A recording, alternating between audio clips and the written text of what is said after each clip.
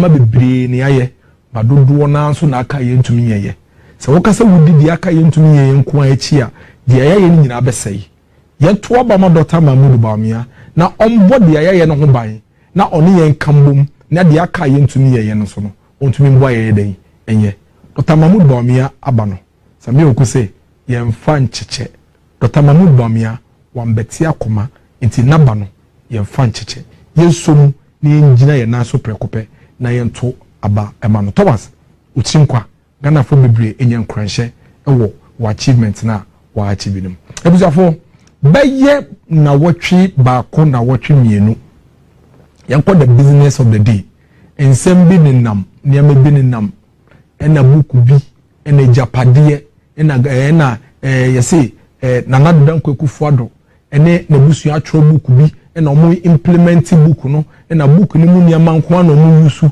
niam bebre wenya new about 100 na aso aka 4 months ekotoba NDC for strategy no but tactics omo yusu efitete and one omo yusu omo sua he omo sese mu ba kusi. Let me put it on record and put it on record here. There is no such booker MPP ni bia tro be bia ye friend Japade. A NDC for creation. And that's not the first time. President Kufuor Kuro mu ye bi. Omo friend on the Great Ashanti project.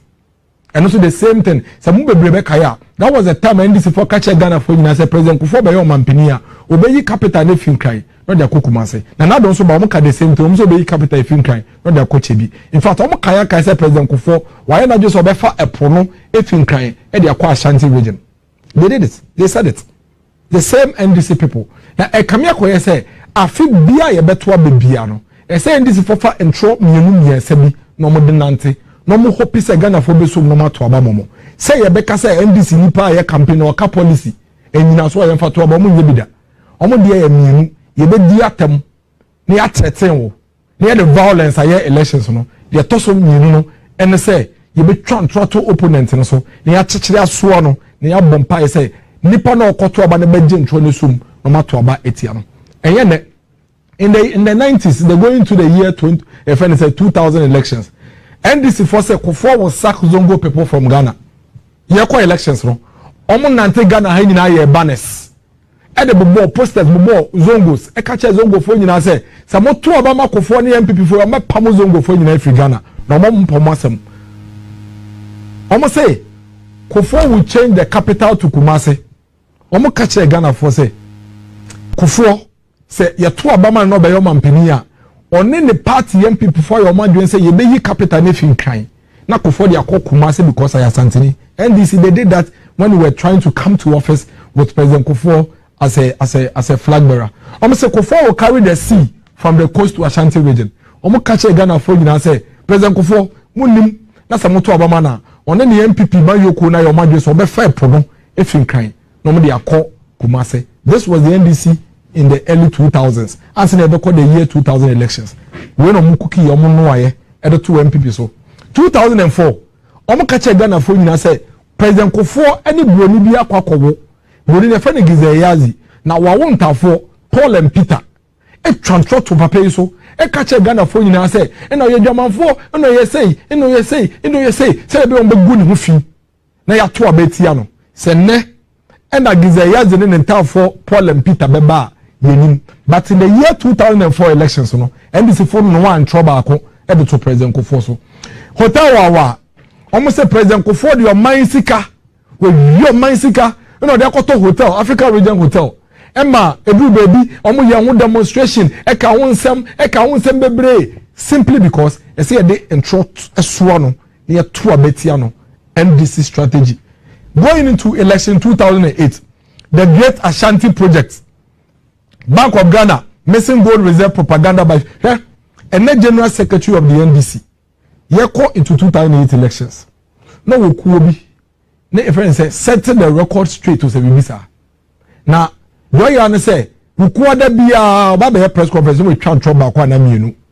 Okanya kaye etwe woni newspaper mu say President Kufuor ni naban ewia Ghana ye go the World Bank of Ghana nyina e de kwa bruchiri. He said that and published that in his newspaper. Fifi Kote, General Secretary of the NDC.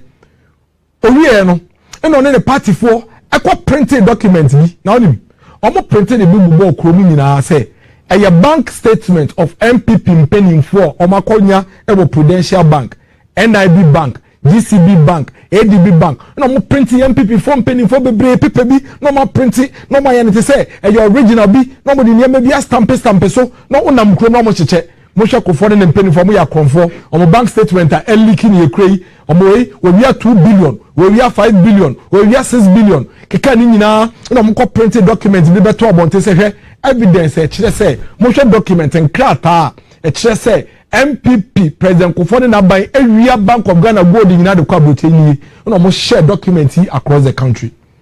In the same year 2008 almost say Ghana MPP aban President Kufo ban aton Ghana and crime lands nyina mamu. When as a matter of fact, let me put it on record here today and now, no political party be anyone not buying penny for aton aban agyapade and saseni aban fini eduma SNDC. No political party. NDC penim biya from the top to the bottom. Biya atobi. Omo ton to say chupa chops. Omo ton factories to say chupa chops.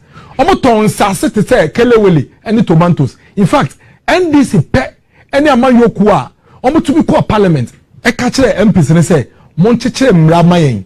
Na sa mra no the person ya dem brand ya ne say ya de beto oman ne japade oman factories ne oman ne nsase omo ton oman we nsase ne japade e fe ne say factories nyina eso omo bo mo dey to be cookie document ni e ye nhoma bi ye nkrata bi stamp ye e de nante Ghana he nyina twantro to na na de dan koku for the president kofo aban so in the year 2008 say mo hwe omo wia omo tonton enkanfo nsase nyina omo tonton Ghana nyemenya biwa they were the actual corporate. Ebiom omo say na na de dan koku for do ye pamono efi Oxford omo say ye pamono from Oxford University Emma to the extent that also university at Troy ye kra ebe catch NDC for say enya no kra. They say NDC omo kan to Ghana for team in fact omo printed document e say sacking letter efi Oxford omo je fake sacking letter efi Oxford e say ye pamon na dan ko for the free Oxford Emma omo cheche free Ghana for Ghana he nyina. It took the Oxford University to write and say say asem no omo kan no enya no kra. In some brain omuka for na dan kwaku fa hun ado in the year 2008 or ye we smoker or ye cocaine dealer or pema why yes in fact omuka ya ka say ono an yire kura no onu ne ku no NDC4. That is how wicked they can be.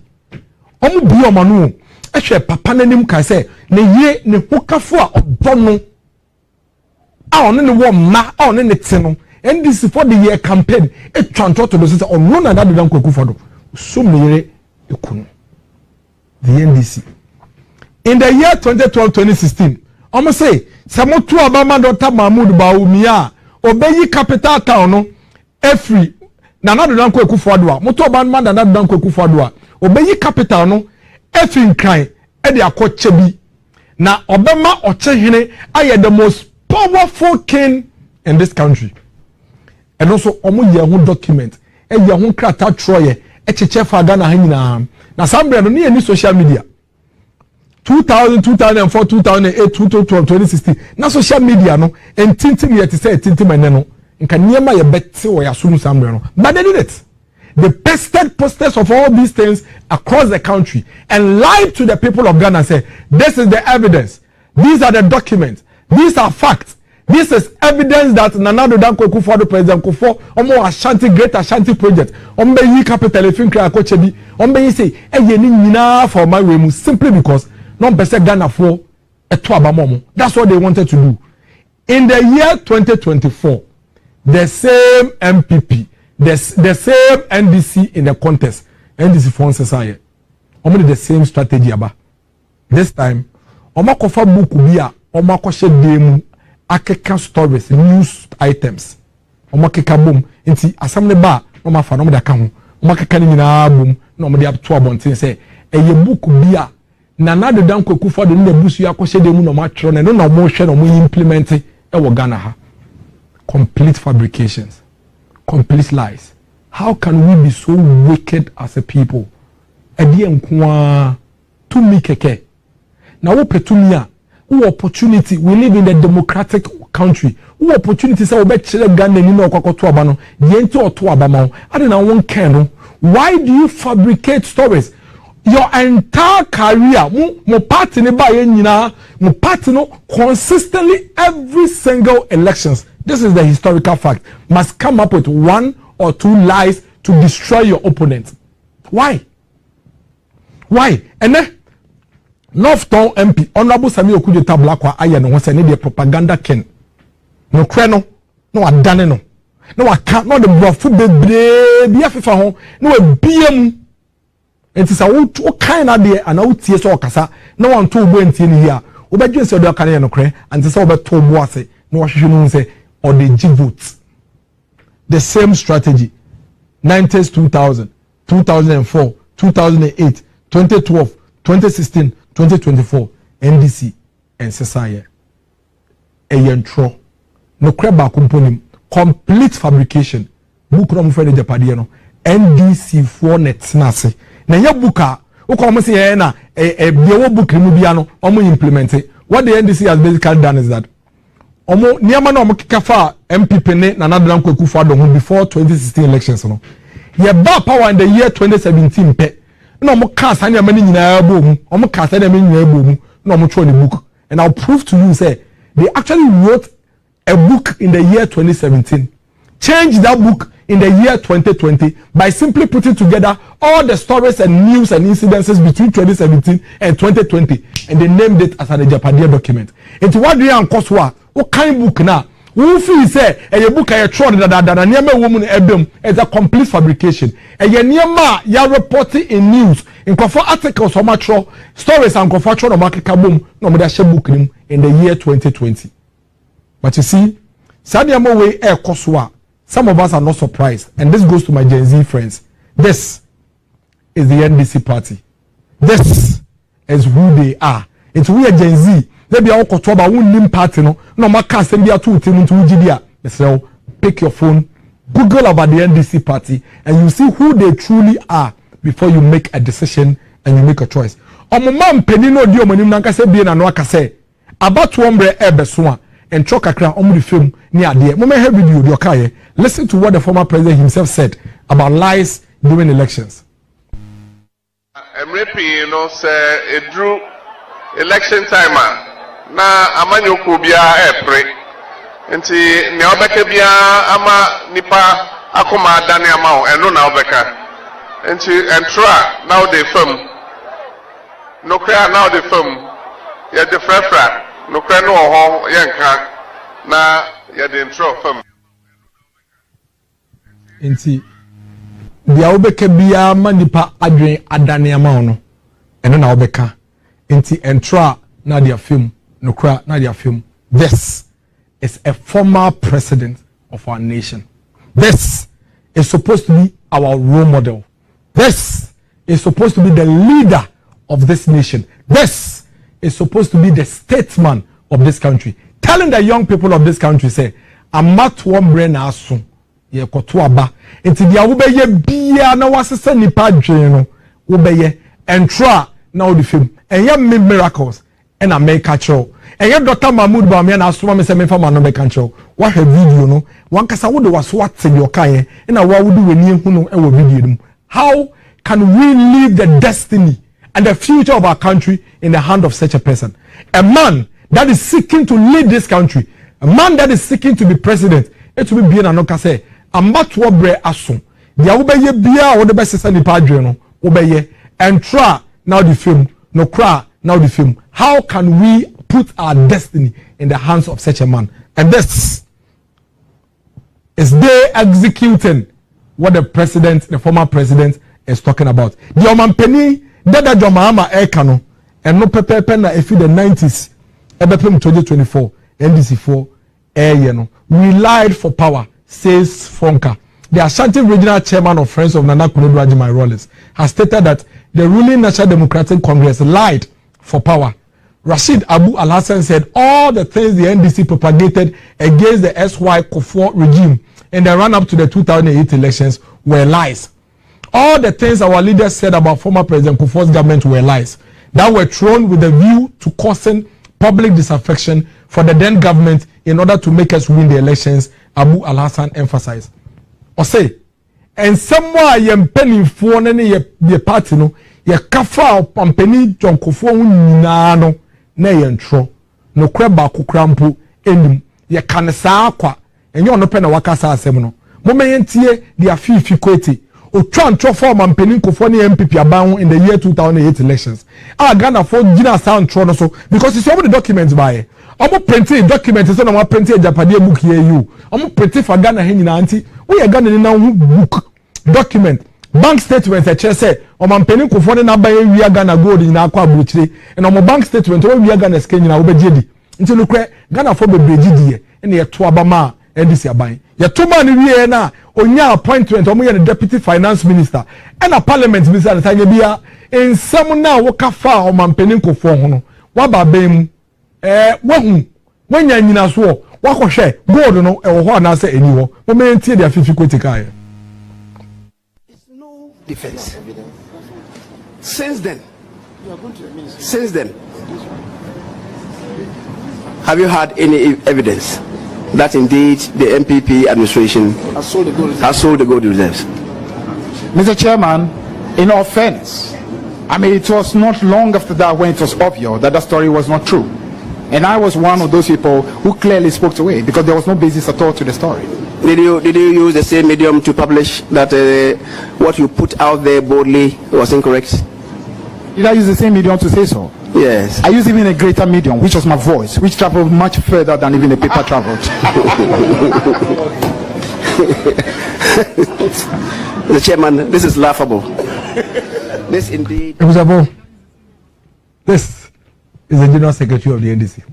Oraso on call baby aye, what is the kwanchen? Then pipe nyina say the new lie omo cookie. E dey ahye book mo friend Japanese book no mo twa o ma chechire ato wona o mo dey asoaye no. Ne pipe nyina say bebem. Na se nyama mboa na se bem na se yegire no so to abama NDC a. Your car in 2009 after Owini power no. Sa na obeka che Ghana for say book no dey na yenim yani ekeka boom in the soa omo. This is the NDC for you. And that's why we are saying that we shouldn't allow them to hoodwink us like they did in the past. Remember your mom kwan no mon dada it is no mon dada e nanu na aka no. Mo kai say me catch them say long before the Nadu Dan Kwaku for the bar be as far back as 2008 and the NDC for sure say omo kan sem omo try so omo be ma achemfo na asantefo ntemu ntokwa bia bem. Ntomo hyase say na Nadu Dan Kwaku for the samoto obama na obeti asanteman ahoden so obeti asanteman tumi so obama asanteman ahoden akoso na asanteman na obecheche asanteman sha ase se omo preji omo ho eko agina ho aboa emaga na manyina tumi aboa ye ho akabom no eyene na Nadu Dan Kwaku fodo se wo ogidie se na Nadu Dan Kwaku fodo betumi ate asanteman ahoden so a na menim oman ya wo film eti ye ba bemu in the year 2017 pe and then this is for Ekofa. The first book, that book no, omo to the Achim Mafia Plan. This is the book. The Achim Mafia Plan.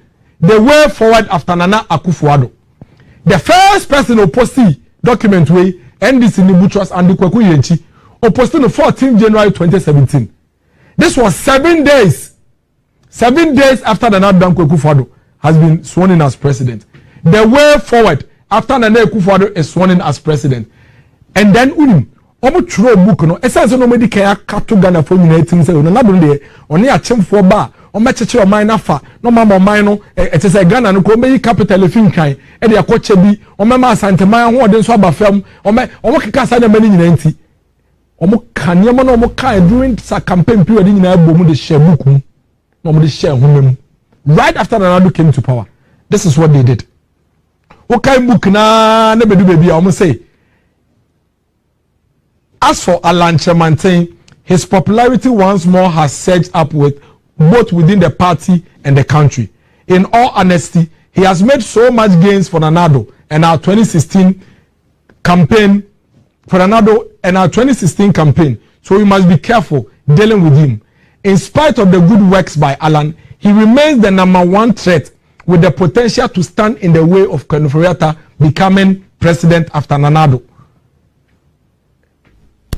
NDC4 etro book no sabe esane se ni so ade mu nusua na adwen no anye embro bia adwen tunti no omo ye mistakes nkete bi wade na omo tro yenim ye be pa hu entoma akere mo. In this book 2017 version of the book no NDC4 tro wo mu say omo ma ne ye te say Nanado eni na busua ye omo adwen se Nanado fi abemu a Kenuforiata na ba bedi Nanado ade enti according to the NDC this was supposed to be a planner. Nanado Dankwa Akufo-Addo na busua for follow. Enti Kenuforiata eba bedi Nanado ade na mom omo de omo adwi mu no omo se nipa obetumi ya ha Kenuforiata kaka na ye Alan Chairmanten. That is what they put in the book. Enti say wutifie na say what kind book bi say ya. Of course. Quickly, why have obedi book ready? Because no mo si ahihye book ni ade no obedi ni nyina die follow. Mameka asem nchiro. Almost 4 versions.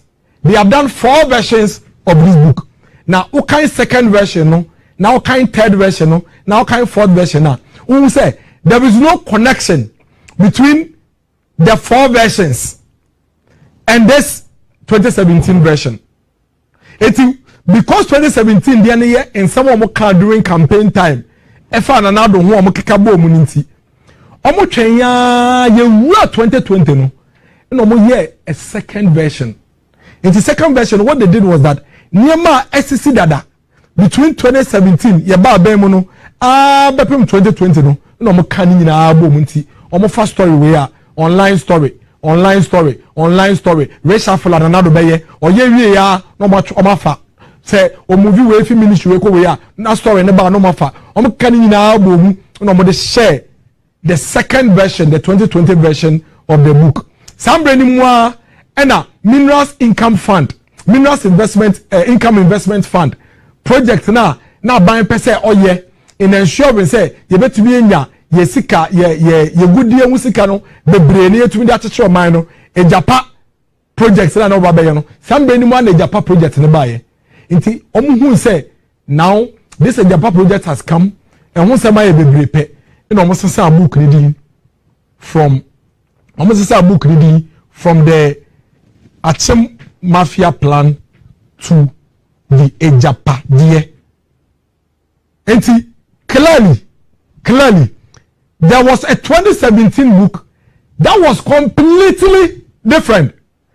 That book was a compilation of entronic propaganda. Omo kafa na Nanado Dankwa Akufo-Addo ho. Ina mo twenya ye do 2020 no. Ina niema esisi dada no. Omo kan nyina bo mu into a book. And omo for a book no ejapade, and the reason why they call it ejapade was because tamanasa ejapa project ne baso no propaganda omo de fam no say Nanado Dankwa Akufo-Addo ene na busua for air Ghana gold nyina akọ. And asa ejapa project ne be a very popular term in Ghana. So the title of the book. This book na 37 pages. The very first one omo here in 2020 no. Enti if you work on no bibia ba no mo de akohyem bibia ba no mo enti asem ni sie na anase nkomodie ni start say ekosoa no mo kan stories na no ma ko revise no da share book ni na you see esa ne say we di kan hu book no ba akubi e painti so we sa screenshot na o ma seke ho na say hey enti we so book ni enti na beti dey bi ka say oh na book no say yen trompo a say de wo mu bia no esisi enye no kre. The fact of the matter is say open kofa any of the books na kan ubemu say content ni be 37 ni mu any 38 pages ni third version about current one no the 39 pages asem ni see ya no ma update no ma put it and no out but esa say one kan book ni na completely nti unya hu person oh say dey we nti na we so book ni without really comparing. And I can tell you, if you compare all the 3 books, 1, 2, 3, 4 versions of the book, you realize that they're completely different. It was your four. Now, sebi madaroma. Say ya doing ye duma kra. Say ya doing ye duma kra. Yembisa ya ho say. Nanado Dankwa Akufo-Addo na busu ya 14 naze. Say ye be fa Ghana man na ye be ton afa. ena omo tro book no ena book no omo call printing press e ka che printer say ya tro book e de ba be che Ghana afa enti yesraw print book ni mayen ne yen koton book no because me kan minua madam for pa Eugene say tutu or a journalist e wo Kumase or say I first came across this book in 2017 on KNUST campus. It was a hard copy document. That is the agyapong book or document. Is it real or fake? It was said to say, or no, in the year 2017, you know, your hard copy of sa book we na nyebia Mr. Mu. Enti nipa na mo say, o matumi atena te atro book. Ema book no mo kremi say book no nsem nyina esisi no. Enti sa nipa we ehu nyansa. Ema mo printing book no or the printing press eye cover page. Eye bibia ekoton ye. I mean, how do you even expect a 9-year-old to even believe this? 9-year-old. Me ba 9-year-old crowd will say them like, now where you doing? But of course, and this is for a pia asayemre because omo dane nsemo no into what one hour shall be said omo kano eye no kre. This page, sa page we, sa ukofa first edition we ya.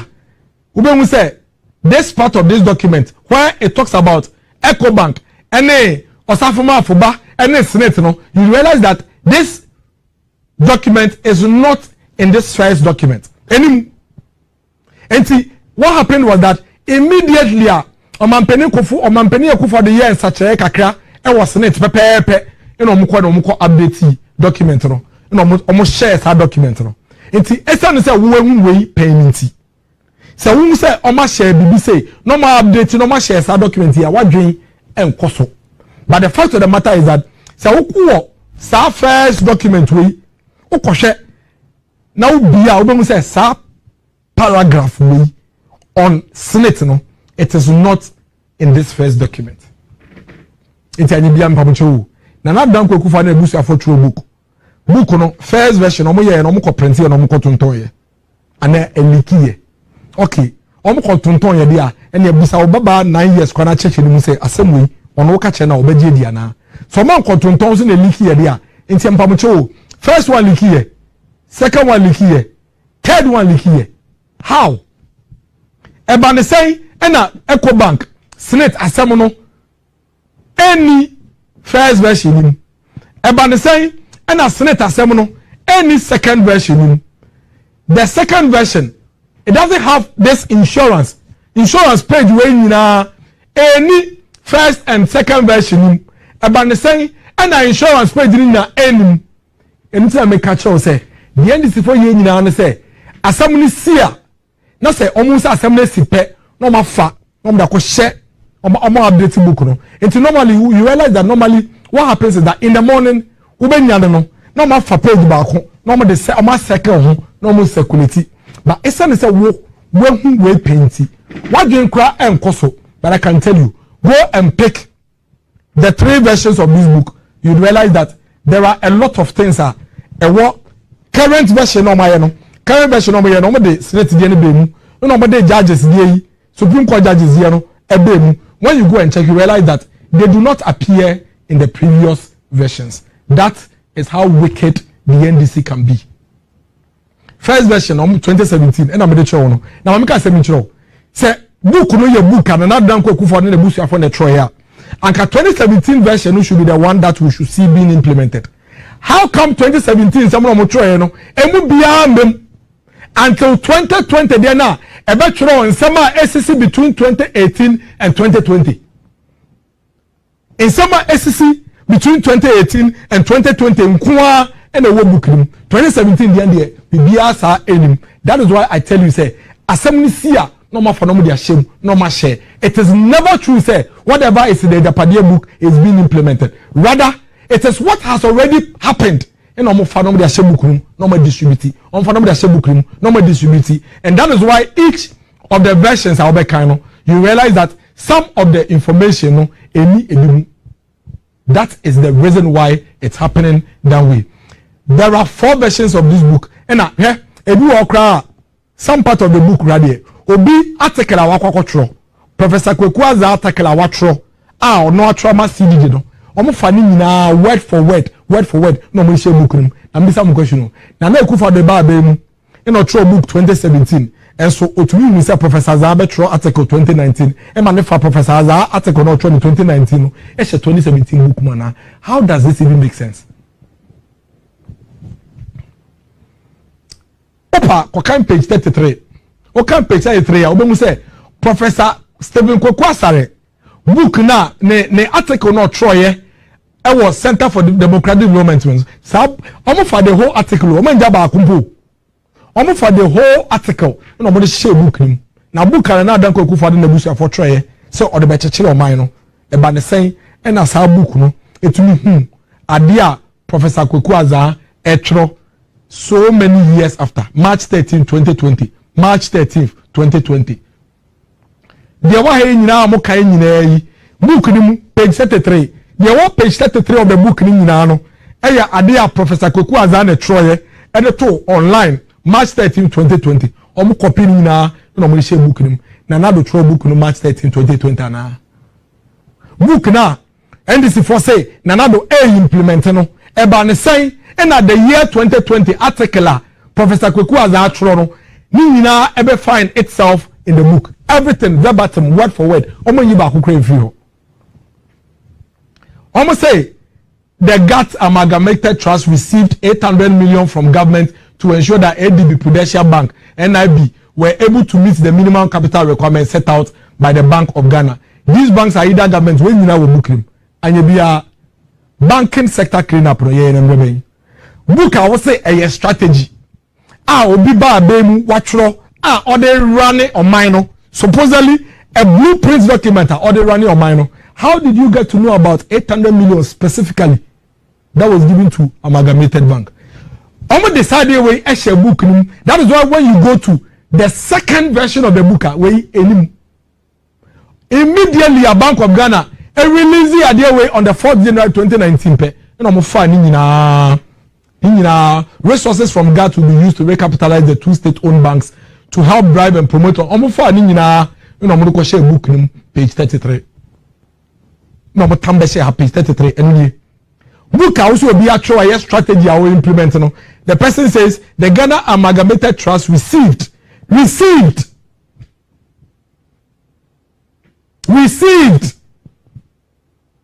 it's another babem na strategy. Now one trust strategy this we do 2020 no and try all trust these are all stories are a see banking sector cleanup 2018 2019 stories a see in a 2020 model share book and let me show you. This is the book cover page of the book. Please can you open the PDF file of the book for me? The cover page of the book has the dates. Please open the PDF file of the book for me. The cover page of the book has the date of the year of the book AD 2020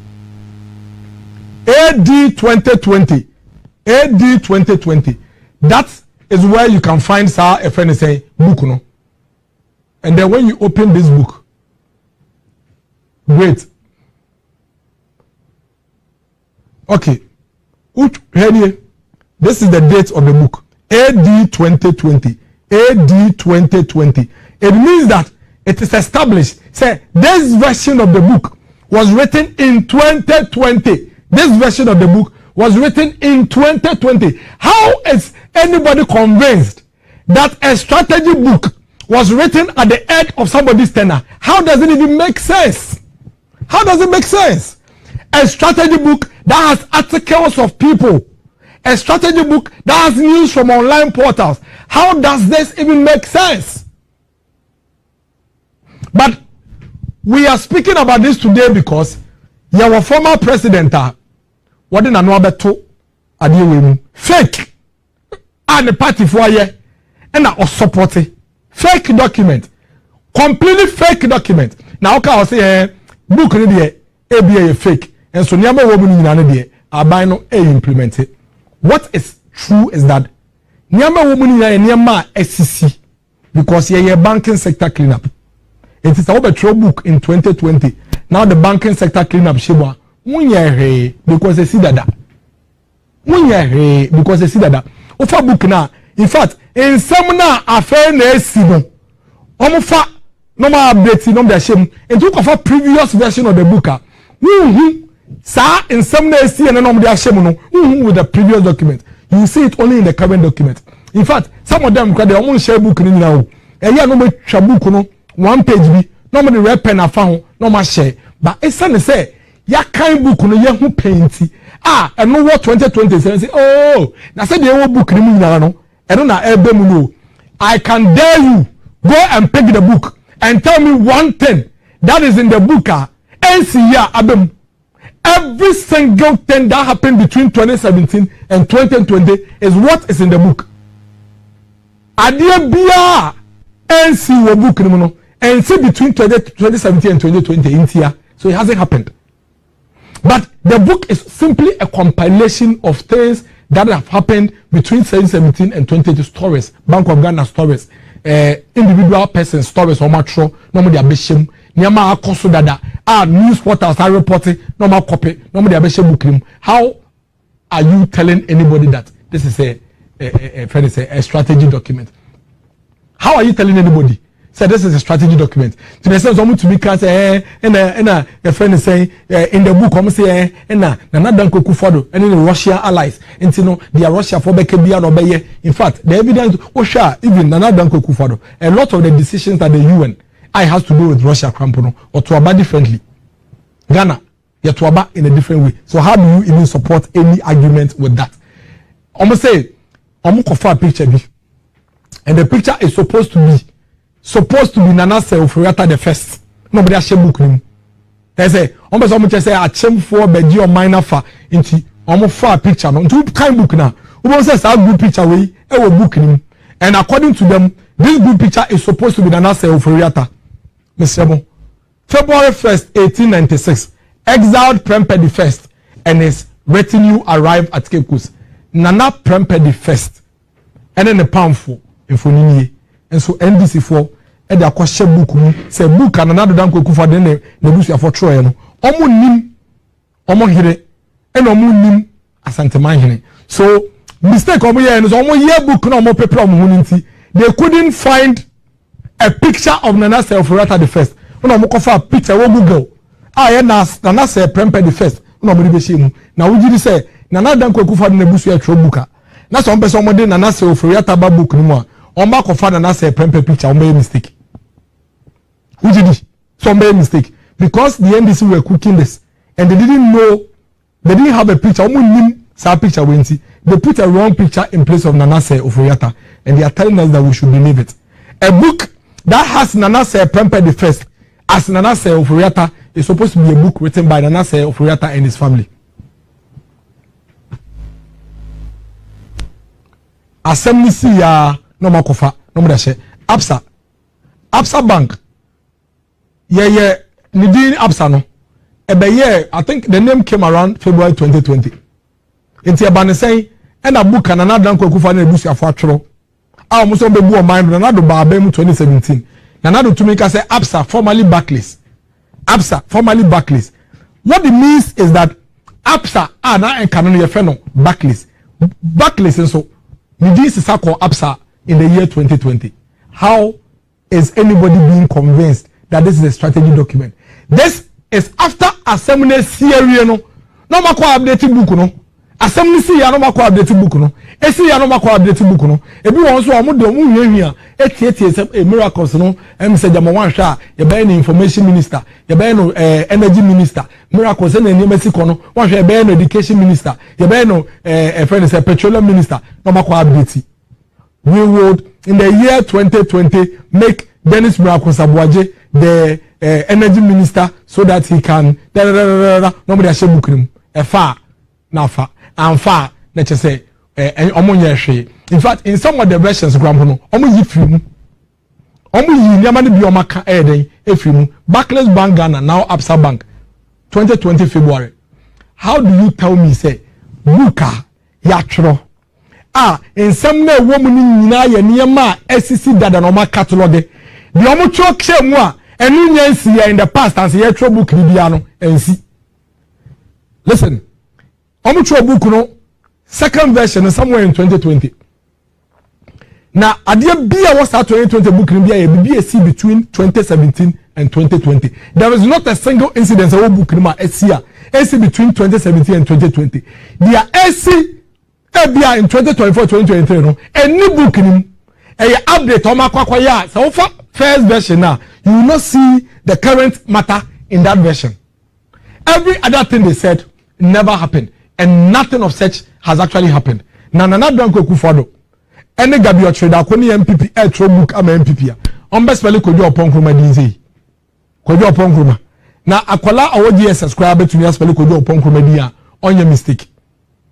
But you see, because we control, because we yenda dainty, and we plenty, could you upon Krumano, we didn't go with you.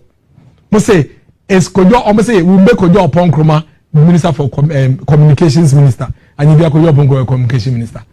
Adiana mo kase a perfect document. Be a kosono. I na go upon Communications Minister because they see ya no makofa. We don't patch na. Me you go upon another ministry. We want another version of the book aba. No much trouble for. In the next government 2021-2024, government has already convinced Nana to move Kwejo upon Nkrumah to the Communications Minister ministry to continue the clampdown on the opposition as well as not too friendly radio and television stations. He is already excited about this promise on two grounds. He will be deemed to remain one of the loyalists for the future. Secondly, that ministry has one of the richest, hence a conduit for him to increases. Yes, a being. Osha, Buafon Cranye, Buafon Cromito book, Kanyede. Buafon book, Nagasaka, and Yede. Ubaketua, or what's free senior school SHS1 crown, or Cambo Fu was a dream of deep buffinating in Cranty, and Mabafonia, the Kodo upon command, didn't say this. Plenty MP4 any federal another go for the betro federal say go upon comedy no meti go upon comedy odaso e wo ban nim on your communications minister or your minister for works and housing or your afuase ye before member of parliament ni din say ni spelling no Bank of Ghana report e bae Bank of Ghana release report no Bank of Ghana release ya no mo fire no mo de share book nim no mo share book no. How do you write a book in 2020 and compile stories and incidences between 2017 and 20? About the same outro book in 2020. Now compiling your MACC between 2017 and 20. Now the share book. Now for any time there be no update. Over 3 versions of the book I'm saying different. E bi wo ha esi na e wo current version wo hwe previous version enim. Enti sabe madaroma. Nipa na mo so mo book no ma bin to mo tumi implement it bia no. Enti mo nim nyansa. First one leak here. Second one leak here, third one leak here. Aba. 2017 then I'm no. But ni wa bem. It is only the 2021 I'm compiling here. Modern first stories in online portal share no. And I'm modern say everything is being implemented. I dare anybody to bring me the book. Let us sit down, pick all the 3 versions, and prove to me which of the things in the book are NNC is not there. Everything in that book is what has happened. And now when it happens, then they will update and share. That is why there are 3 versions of the book, apart from the 2017 one. Not a single thing in the 2017 version has happened. One info, any 2017 you may see. 2020, they no more cast stories in the bomb. No more they are okay, yeah. I say, hey, where is here? But you see, you assume say book near 2017 on much on 2020. And multi in a banking sector cleanup program. Because banking sector cleanup, and see 2016, now but 2017 book. Why are we doing this to ourselves? Why are we doing this to ourselves? Now, I feel here, 2017 book, no, what can you almost say, can of Foriata and a Beijing and another Koku for Dradia? Into the Omu, a strategy of Medican of Foriata, a Baba president. A new 2020 version of 2020 version. I feel almost say, in the 2020, almost say, the person of northern origin should be the heir apparent. Almost trying to say, Nanada Koku for an iron strategy. Enti Dr. Baumianya ba ya running mate na obuku ni mo. Why in the way party mu a as at 2020 on to me predict say Dr. Mahmoud Bawumia was going to be the flag bearer of this party. Why? E see ya no me da shame. E shame pe no me take screenshot. No ma cycle. Say that you mo screenshot no. Say. Enti say we e ba say ni previous version ma say no mo ye no. No ma share we. Nto mo share we sana na wo kan we ya. Because when they can who book back that say but I can tell you who for the previous version now can you say we any you realize that as for Alan Chamanti, I think I've read this already. So 2017, my prediction was that Alan will be the flag bearer. 2020, I say I'm father after Dr. Mahmoud Bamia was the obvious choice, no updating book, no. We say a person of northern origin will be say, and then when you see it, you say, oh, at the end of the year, your friend is saying, Dr. Mahmoud Bamia befa, na Madam Kukufa that plan a shebuku complete falsehood, complete fabrications. Almost here, and na Madam Kukufa that plan say, or best shut down radio stations be NDC for, no what general the MPP, but radio station bako NDC Nidia, ya shuttle there the MPP. Mention one. But let it happen tomorrow. They will go and pick it and put it in the book. Kayaka is another MTN everywhere you go. Kayaka is another Ebek MTN. Kaya meanwhile the same people are moving around saying say Nanado protect MTN. Kayaka is another Ebegu MTN. Kayaka say yeah PDS assemble. This is the PDS assemble. No more editing book no more the PDS shame. It's when you go and take the second version of the book PDS in him, but the third version it has PDS. You are PDS. Nanado in the trap PDS. Mustafa Hamid in our essay, and a no creba kumpu the womb. It is quite obvious, this whole book of Enjapadia Omachino is a complete fabrication of the NDC. And a idea almost year was so, and it's in a ne or Mampeni Nankasa, former President Mahamankasa, and so Ekebino. Nankaya Sama. Nkobi awadi o mampeni de insem bi say misinformation and disinformation bi say de won fa wano entum anka disinformation and misinformation say de nka won fa wano entum but on ene ordinary tum ekoka ya aka wo ye fe ne say ne campaign to say ade ne de empo ti daka yo o say empo say book na ye fake cry de wo mu ne de it is all being implemented mo boss video ne ma me mesrem quickly na you fan wrap it up.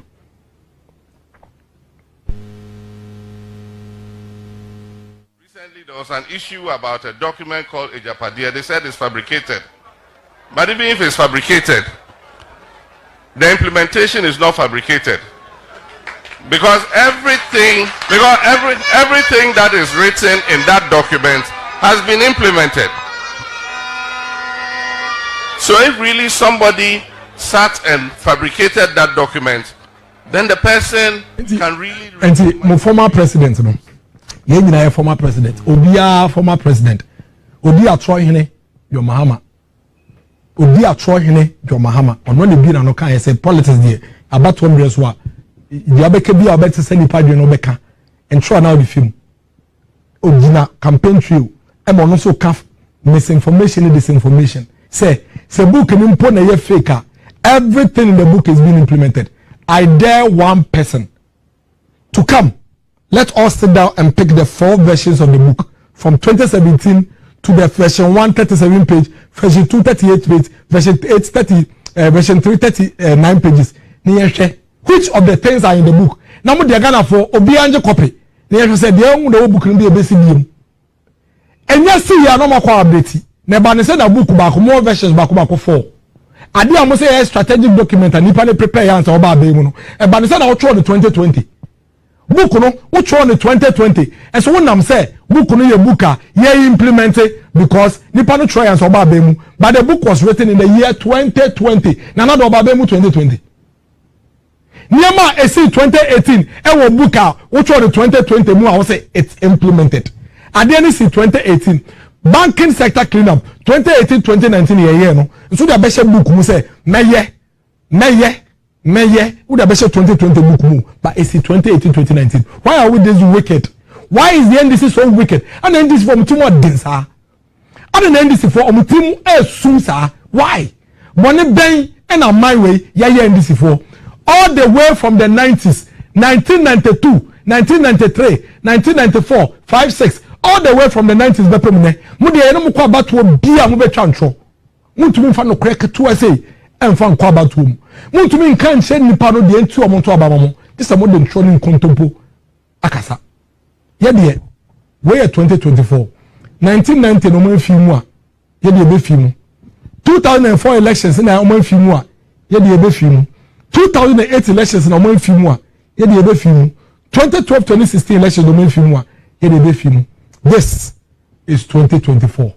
The new generation of the MPP ya media grow. Mucho and try 100 times. You best spend it time 200 times. Ni de dwisa and trono. Enumere ade ba akope ni ebedi hujuma. Ejapade buku no a complete fabrication of the NDC. Eni nyina so keto ase. Enye buku bia ebi tweba ebronti ase so bia. Enye buka NDC for keka stories, online news, online stories bubu mu. Nyama esisi dada no mkeka bo mu no de bi eden eka ho. Na adechi bia no BBC no no mofa no mo di shim. Enti buku no your versions ba ko 4. O first versions 4 na ebia yesronko. Version 1 no 2017 dia no bibia ni mu a esi ye 2020 omu say 2017 dia no hwi ni mu esi no beka nyama esisi from 2017 to 2020 ekabo mu eye book enutina even things that happened in March 2020 krano e wo book a nipa no so tro in 2017 book and another dan kwaku for the tro ye no wo say all person of reata picture no hu no ko fa asantehene nana prempe the first picture book a was another tro ya so ba be mu no nyama esisi 2020 March April February na e wo book nim book a was another dan kwaku for the tro ye no e ba ne say na Professor Kwekwaza story a tro ye in 2019 or 2020 e wo book anado na atena so na o tro e ba ne say na Professor Kwekwaza story e wo na de ya kware say omo the Professor Kwekwaza story ni be mu as if say na nado na ye den e tro ye ma ho kwan e man tro say e fefe e wo ye my we mu going into the elections. Ghanaians deserve better. Ghana for yourself at say no be treat you with respect and dignity.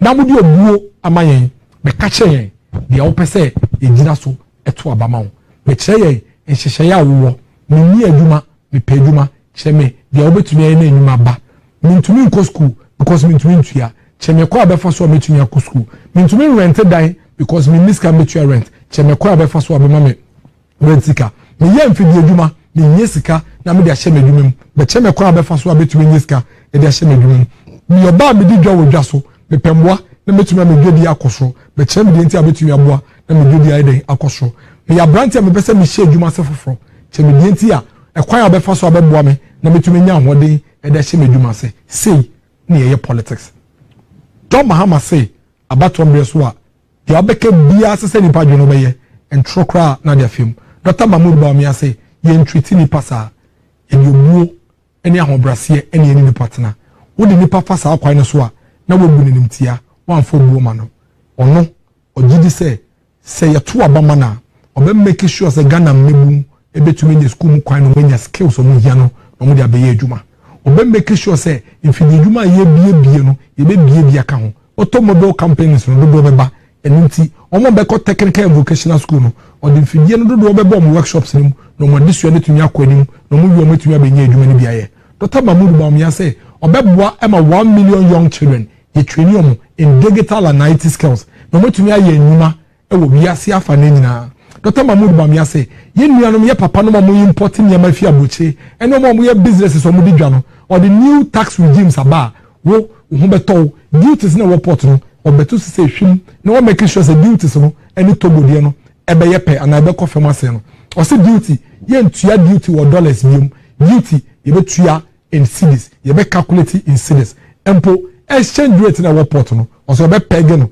no be gina fako se ne be ya wo betumi a predict na wotumi hu sika obehia e de yi wo niama o se Ghana mebu nya gidie wo ni mu se ekwan bi obefa so obema Ghana ene abrochiman abeye pe no obefa so no ene abrochiman abeye de abeye pe ogidi say we chichi wo de ye compare other countries a nemu oyobi a owo enisudi friend say enisudi hu a owo gidie kase se bia wo pese wo ye no sa woni omanfo ne kabom na mu nyina mo de akomakro adwenkro eya de mo pese mu ye bia ebebem o ma ye nyina so a ye nyina so efato abama no ye ndiatem yen kasentie nipa yen twantro yen kasakasa nchia ye dia ne se o wadwen foforo na adwen sonko de bebo man no odi ne huni ne hote o wakomapa o wodo e magana e se former president Mahama monto abama no wai momboa no no menya konwa no na de ono so betu ye no o meye ne yenhwe aha the next chapter show nyame ya doma ya wada the best also Asia Waha. To my Gen Z people, I keep telling you, this election is for us. This election is about us. Let's be ready to understand the issues and vote based on the issues. Under no circumstance should we let anybody at all exchange our future for their own personal gains. Dr. Mahmoud Bawumia is running against a former president, a man that had an opportunity to cause change in the lives of the people of this country, but failed woefully. A man in whose time, when we had difficulties and challenges, told us clearly that he's turned into a dead goat and he cannot be bothered by even sharp knives. A man who looked us in the eyes and told us that he's not ready to negotiate with our medical officers who were simply asking for better conditions of service. A man who said that he has seen so many strikes even during his first term and can no longer be bothered. A man who left this country in darkness for the entire period he was in office and sat down and ensured that thousands of jobs were lost, millions of people stayed at home, factories shut down. A man who sat down and allowed hundreds of thousands of young Ghanaians drop out of basic junior high school after basic education simply because their parents could not afford. This man surely cannot be one we can leave our future into. Dr. Mahmoud Bawumia has been a fantastic vice president, one of the most vibrant and arguably the most active vice president we've seen in our lifetime. A vice president that is willing to work with us to fix our challenges. He's one that believes that a lot has been done, but a lot more remains for us to achieve as a people, and is ready to rally us all together behind him and lead us into the future we desire and aspire for ourselves. Let's vote for Dr. Mahmoud Bawumia, not just for us, but for our friends, our brothers, and the generations unborn. I'll see all of us again on Thursday at exactly 7:30 p.m. Thank you.